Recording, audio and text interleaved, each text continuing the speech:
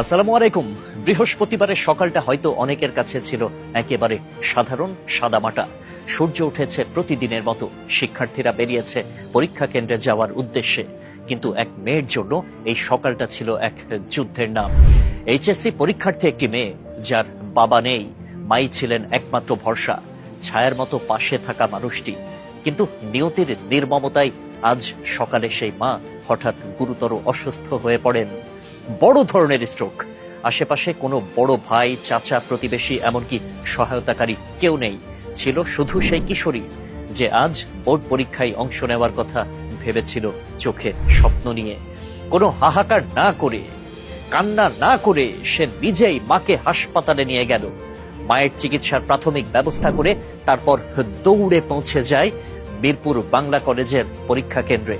কিন্তু দুর্ভাগ্য, কিছু সময়ের জন্য দেরি হয়ে গিয়েছে বলে পরীক্ষার হলে ঢুকতে দেওয়া হয়নি তাকে।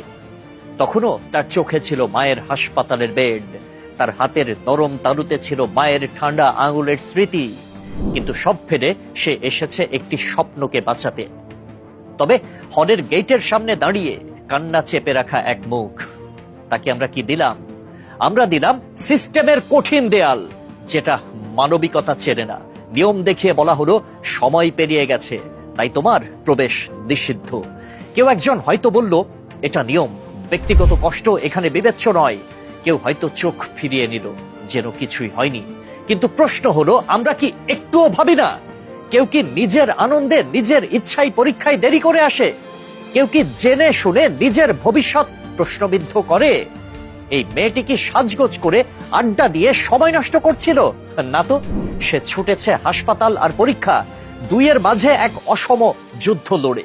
তার চোখ ছিল আতঙ্কে ভরা, তার শরীরে ছিল ক্লান্তি, আর তার হৃদয়ে ছিল অসমাপ্ত দুশ্চিন্তার পাহাড়।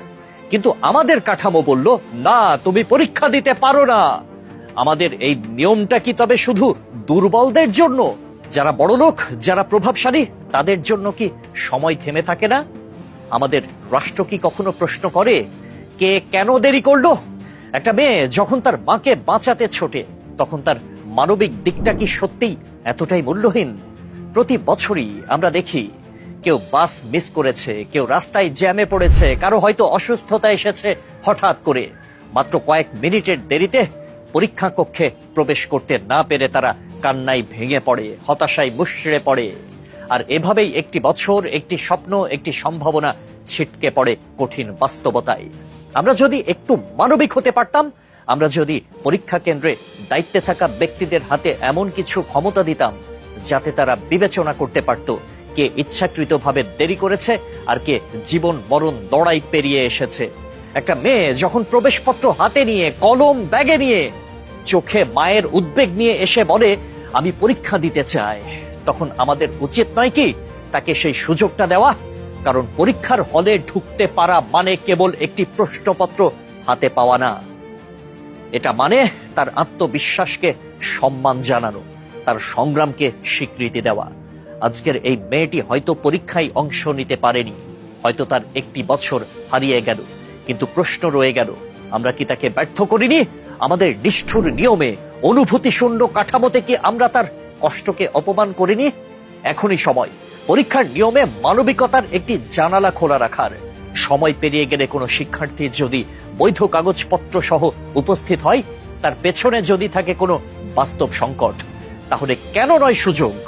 একটু সহানুভূতি, একটু সদিচ্ছা আর একটু মানবতা, এটুকুই তো চাই এদেশের প্রতিটি সংগ্রামী শিক্ষার্থী। আল্লাহ হাফেজ।